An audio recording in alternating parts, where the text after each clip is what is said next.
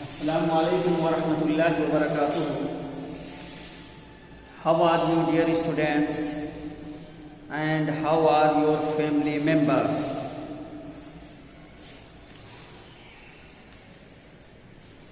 Dear student, today we will read the use of under and out of. अजीज तलबा, आज हम और आप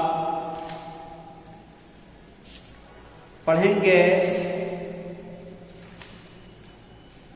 use of under and out of, यानी ये जो अंडर और आउट ऑफ है, इसके इस्तेमाल के सिलसिले में जानेंगे कि अंडर और आउट ऑफ ये किस जगह इस्तेमाल होगा और इसका इस्तेमाल किस जगह मुनासिब होगा। आइए देखते हैं। सबसे पहले अंडर के माना क्या होते हैं। तो अंडर UNDER, अंडर, इसके माना होते हैं नीचे, नीचे। और आउट ऑफ दूसरा लफ्ज है आउट ऑफ, इसका माना होगा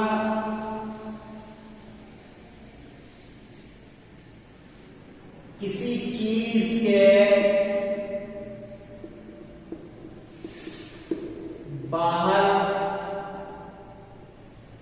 किसी चीज के बाहर, नीचे, किसी चीज के नीचे, किसी चीज के नीचे। तो वो है कि अंडर किसी चीज के नीचे होने को और आउट ऑफ किसी चीज के बाहर होने को बताता है। आप कह सकते हैं we can know about under that under the word under tells us about the be under anything, यानी ये जो अंडर का लफ्ज है ये हमें बताता है किसी चीज के नीचे होने को। And the word out of tells us about to be out of anything। ये जो आउट ऑफ का वर्ड है, लफ्ज है, ये हमें बताता है किसी चीज के बाहर होने को। जैसे मिसाल से समझिए आप, मिसाल नंबर 1 है a bucket is under the table. A bucket is under the table, under the table।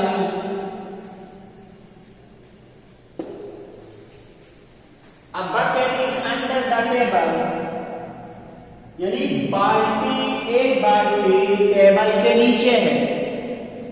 Table है और फिर टेबल के नीचे बाल्टी है।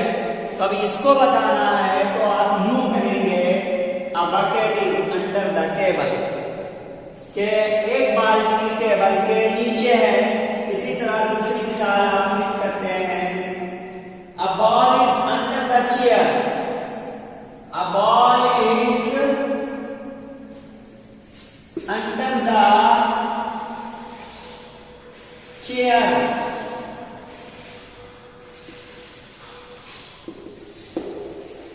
A ball is under the chair, यानी गेंद, एक गेंद कुर्सी के नीचे है। तो यहां देखिए अंदर जो आप देख रहे हैं ये नीचे होने को बताता है, यानी a ball is under the chair, एक गेंद कुर्सी के नीचे है। एक गेंद कुर्सी के नीचे है। तो अंडर किसी चीज के नीचे होने की तरफ दलालत करता है, किसी चीज के नीचे होने को बतलाता है। इसके बाद में तीसरी मिसाल है, मिसाल नंबर 3 है, Ravi is sitting. Ravi is sitting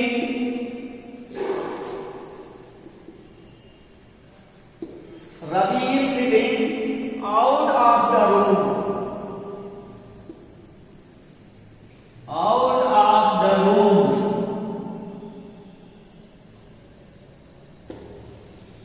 Ravi is sitting out of the room. Ravi out of के बारे में बता रहे हैं, जैसा कि out of किसी चीज के बारे में। तो Ravi is sitting out of the room. Ravi room के बाहर बैठा है। तो यहाँ आउट ऑफ, इस ग्रामर की किताब में आउट ऑफ के बारे में आपको सिखा रहे हैं कि किसी चीज के बाहर होने को बताते हैं। तो Ravi is sitting out of the room, Ravi room के बाहर बैठा है। चौथी मिसाल देखिए, Ram is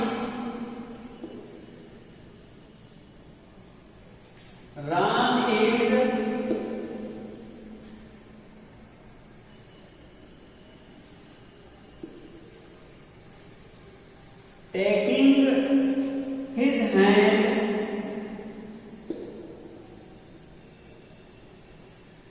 his hand out of his pocket.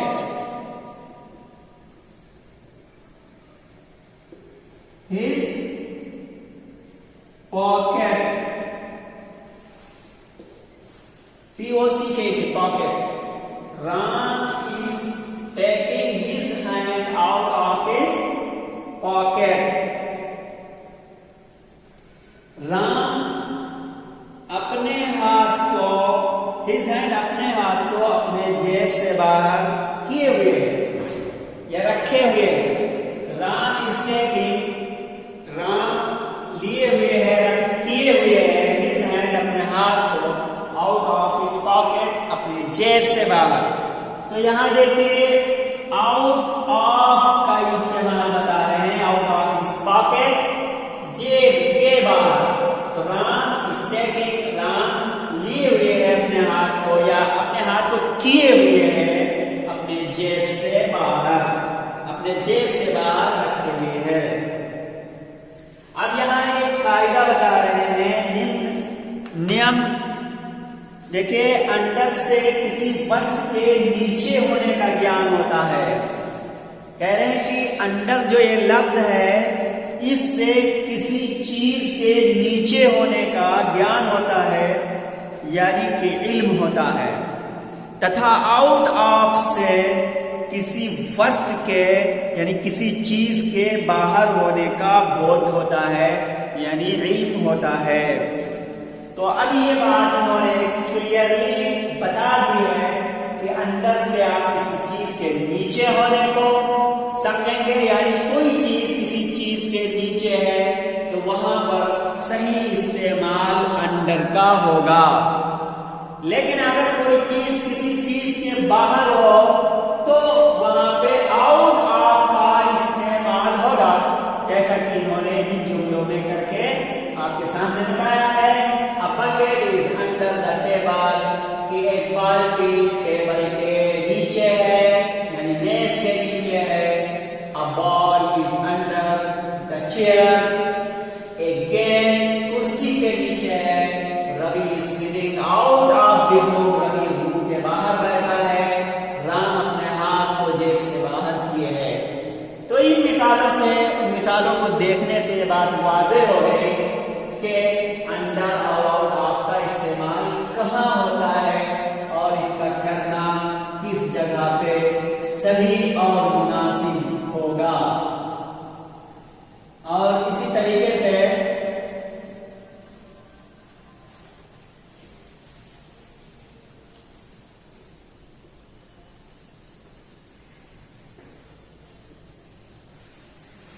यहां पे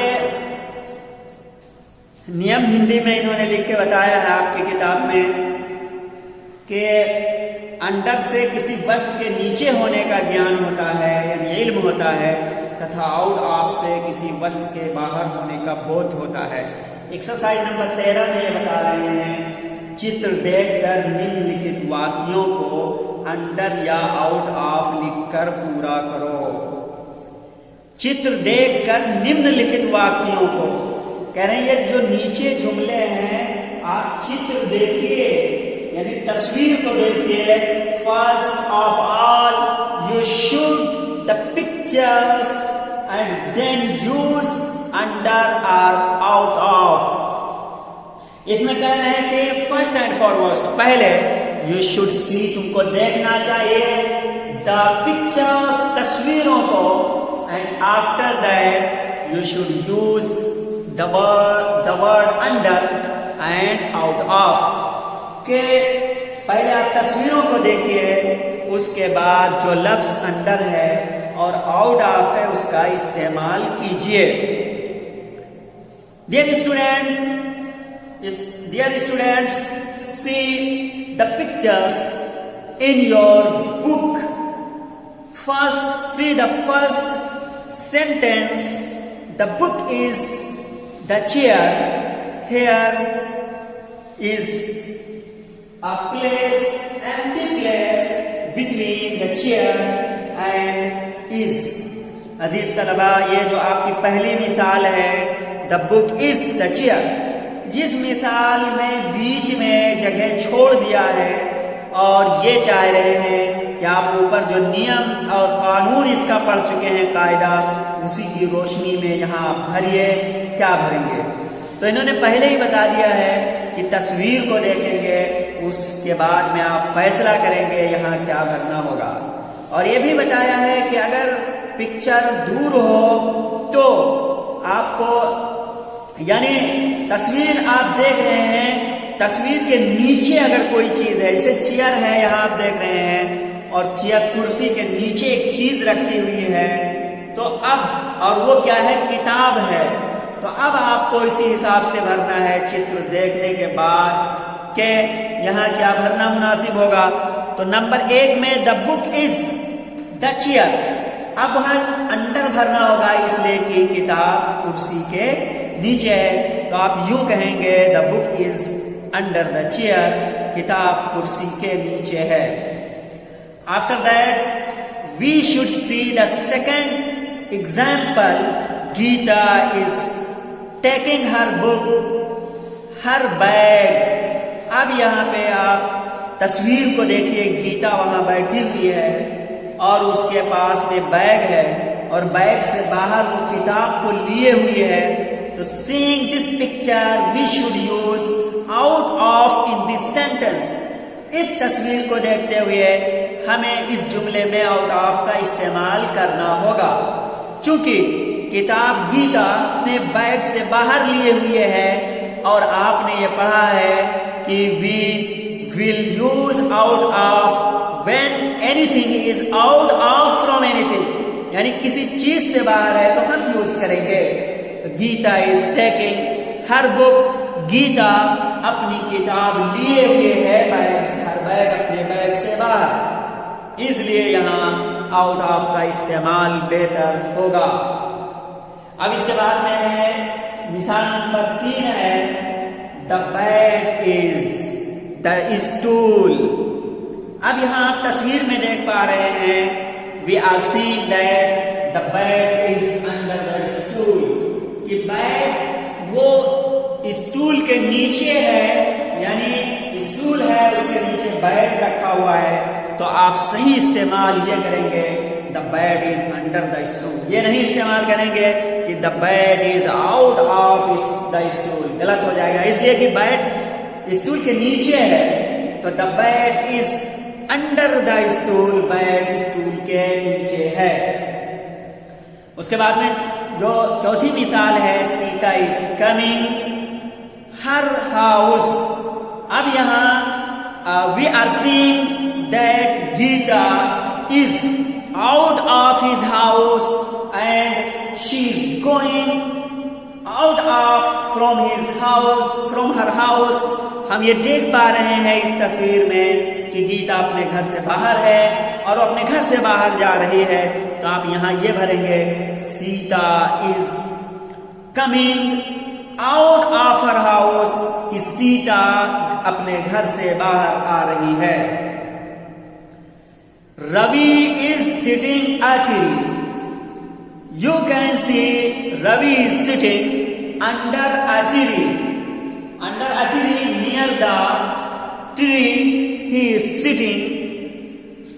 Dear students, so according this picture, we use under Ravi is sitting, and we will say like this, Ravi is sitting under a tree, कि रवि एक पेड़ के नीचे बैठा है। इसके बाद में टू तथा फ्रॉम का इस्तेमाल बता रहे हैं ये, कि हम कहां पे टू का इस्तेमाल करेंगे और कहां पर फ्रॉम का इस्तेमाल करेंगे। उसके बाद में ये मजीद और बिट बिहाइंड और बिटवीन के इस्तेमाल को बताएंगे।